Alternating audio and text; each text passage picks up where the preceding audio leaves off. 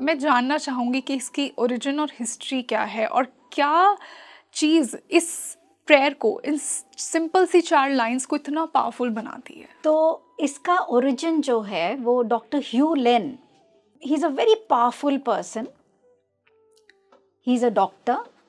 Why I say he is because जैसे ये prayer जिंदा है वैसे वो जिंदा हैं हम सबके दिल में, क्योंकि उन्होंने इतना ब्यूटीफुल सा एक गिफ्ट दिया है सबको जो कि इतना सिंपल है, लेकिन अगर आपने दिल से समझ लिया और मान लिया तो मुझे लगता है फिर लाइफ में आपके कभी भी कोई भी परेशानी नहीं रह जाती है. लेकिन उन्होंने कैसे समझा? एग्जैक्टली उनके दिमाग में कैसे आया कि ये सिंपल से वर्ड्स इतनी पावरफुल चीज़ बन सकते हैं ह्यूमैनिटी के लिए? करेक्ट. देखिए, किसी भी चीज़ को डिस्कवर करना, उसके बारे में पता लगाना तो फिर भी आसान है, लेकिन किसी चीज़ को इन्वेंट करना उसके लिए एक्सपेरिमेंट की ज़रूरत है. उन्होंने होपोनोपोनो को इन्वेंट किया. उनकी जो नौकरी थी वो एक पागल खाने में एक डॉक्टर के रूप में थी. So he was playing the role. Why do I say playing a role? Because everybody has a role to play in life. So he had to play the role of a doctor. वो कोई drama नहीं चल रहा था, मगर जिंदगी के ड्रामे में उनको जो रोल दिया गया था वो था कि एक पागल खाने के डॉक्टर के रूप में उनकी भूमिका उन्हें निभानी थी. क्योंकि उन्हें होपोनोपोनो का इन्वेंशन करना था. तो जब वो उस पागल खाने में उनकी नियुक्ति हुई तो उससे पहले बहुत सारे डॉक्टर्स उस पागल खाने में गए. क्रिमिनल मेंटालिटी के लोगों ने उन्हें मारा, पीटा, भगा दिया. तो ऐसे में जब गवर्नमेंट ने उन्हें बोला कि भाई आपकी नियुक्ति यहाँ हुई है, तो डॉक्टर ह्यू लेन ने बोला कि भाई मुझे तो डर लगता है, मैं यहाँ जाऊँगा तो मुझे भी मार पीट करके भगा देंगे, लेकिन मुझे तो नौकरी की बहुत ज़्यादा ज़रूरत है क्योंकि मुझे मेरे फैमिली को भी टेक केयर करना है. तो उन्होंने मन में सोचा कि जैसे कि मैं एक सोल हूँ और आप भी एक सोल हैं और इस दुनिया में सैकड़ों सोल हैं, लेकिन अगर आप मेरी दुनिया में हैं या कोई भी मेरी दुनिया में है तो कहीं ना कहीं उसकी वाइब्रेशंस और मेरी वाइब्रेशंस दोनों मैच कर रही है. क्योंकि हम अपने आप में उन्हीं को अट्रैक्ट करते हैं जिनकी वाइब्रेशंस हमसे मैच करती है. तो वो भी, क्योंकि वो एक डॉक्टर थे, तो इसी के लिए उन्होंने अपने माइंड को उस तरीके से, अपने थॉट्स को समझा कि अगर मेरी वाइब्रेशन में कुछ ऐसा है जो कि इन पागल लोगों से मैच कर रहा है, तभी आज मेरी नियुक्ति इस पागल खाने में हुई है. तो जो गलतियां इन्होंने की है, हो सकता है कहीं ना कहीं वो गलती मैंने भी की हो, या जो उनके थॉट्स में आ रही हैं चीज़ें वो ज़रूर मेरे थॉट्स में आ रही होगी, तभी मैं इसे चीज़ों को अट्रैक्ट कर रही हूँ. क्योंकि कहा जाता है ना, लॉ ऑफ अट्रैक्शन में, आप जो सोचते हो आप अट्रैक्ट कर लेते हो. तो उन्होंने भी ज़रूर इस जॉब को अट्रैक्ट किया होगा. उनके दिमाग में भी वैसे ही थॉट्स आते होंगे जैसे कि उस पागल खाने में उन लोगों के अंदर आ रहे थे. इस बात को सोचकर उन्होंने बोला, अगर मैंने इसे अट्रैक्ट किया है, मैंने अपनी इस नौकरी को क्रिएट किया है, तो मैं अपने इस टैलेंट के थ्रू, इस कैपेबिलिटी के थ्रू इस प्रॉब्लम को डिस्ट्रॉय भी कर सकता हूँ. क्योंकि अब ये डॉक्टर ह्यू लेन की लाइन नहीं है, मेरी खुद की है. अहम ब्रह्मास्मि एंड शिव ही सत्य है. यानी you are the creator and you are the destroyer. अगर आप में क्षमता है किसी चीज को क्रिएट करने की, तो आप में ही वो क्षमता है उस चीज को डिस्ट्रॉय करने की. तो उन्होंने बोला कि अगर मुझे इस जगह नौकरी मिली है और मुझे इन्हीं लोगों को ठीक करना है, तो मैं वहाँ डायरेक्टली ना जाकर अगर सोल टू सोल बात करके इस चीज़ को ठीक कर सकूं तो ट्राई करता हूँ. तो वो एक एक्सपेरिमेंट किया उन्होंने वहाँ पर उन पागल लोगों के पास न जाकर उन्होंने उनकी फाइल्स अपने ऑफिस में मंगवाई और एक एक फाइल को रीड करने लगे. जैसे जैसे वो केस स्टडी को रीड करते जा रहे थे, जो भी प्रॉब्लम्स उस केस स्टडी में वो एनकाउंटर कर रहे थे, वो अपने आप को उससे रिलेट कर रहे थे.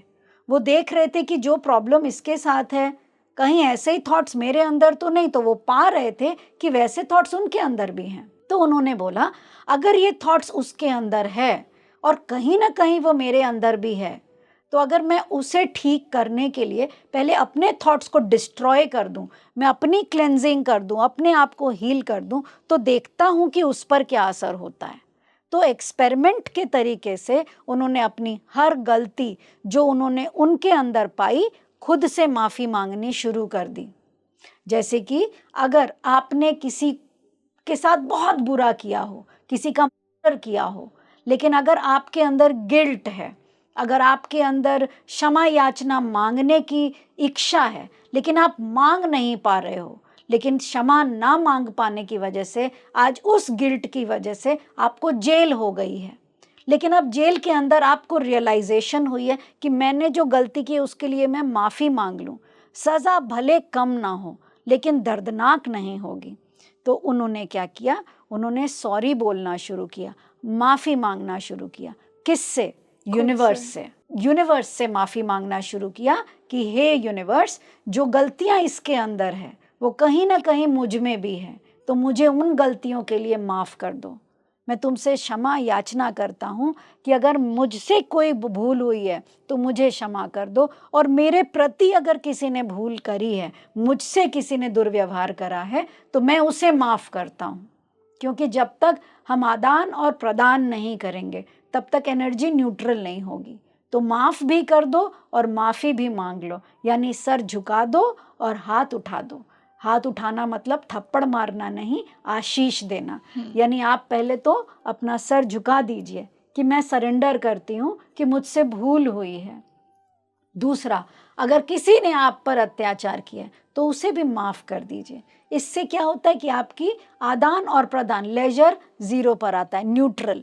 न्यूट्रल के बाद तो फिर सब कुछ ठीक है, फिर नया चैप्टर स्टार्ट हो जाता है। और जब नया चैप्टर स्टार्ट होता है तो आपको धन्यवाद देना चाहिए कि भाई अब हम लोग मित्र हैं, तो चलो अब धन्यवाद आपका कि आप हमारी ज़िंदगी में आए, आपने मुझे लेसन्स दिए जिसकी वजह से आपकी भी क्लीनिंग हो गई, मेरी भी क्लीनिंग हो गई। और अब जब सब कुछ क्लीन हो गया है तो भाई मैं तुमसे बहुत प्यार करता हूँ, आई लव यू, क्योंकि सर्वोपरि प्रेम है। तो जब आप प्रेम करते हैं किसी से, तो जब आपने नफ़रत की तो बदले में नफ़रत मिली, जब आपने हत्या की, किसी को गंदा बोला, तो बदले में आपके पास भी टॉर्चर आया। लेकिन अगर आपने प्रेम किया, किसी को प्यार दिया, तो बदले में क्या आएगा? फिजिक्स का formula, every action has an equal and opposite reaction, so when you give love you will get love. तो जब ये एक्सपेरिमेंट वो करने लगे, रोज़ वो ये बोलते थे, भाई मुझे माफ़ कर दो, ये गलती तो मुझसे भी हुई है, मुझे माफ़ कर दो, मुझे माफ़ कर दो, अगर मुझसे किसी ने कुछ गलत किया तो मैं भी उसे माफ़ करता हूँ। तो जैसे जैसे वो एक्सपेरिमेंट करते रहे, धीरे धीरे धीरे धीरे पता चलता रहा कि उनके अंदर की भी चीज़ें ठीक होने लग गई और दूसरे के अंदर भी वो ठीक होने लग गई। क्योंकि आपकी दुनिया एक भ्रम है, आप एक मिथ में रह रहे हैं। तभी कहते हैं ना, माइथोलॉजी।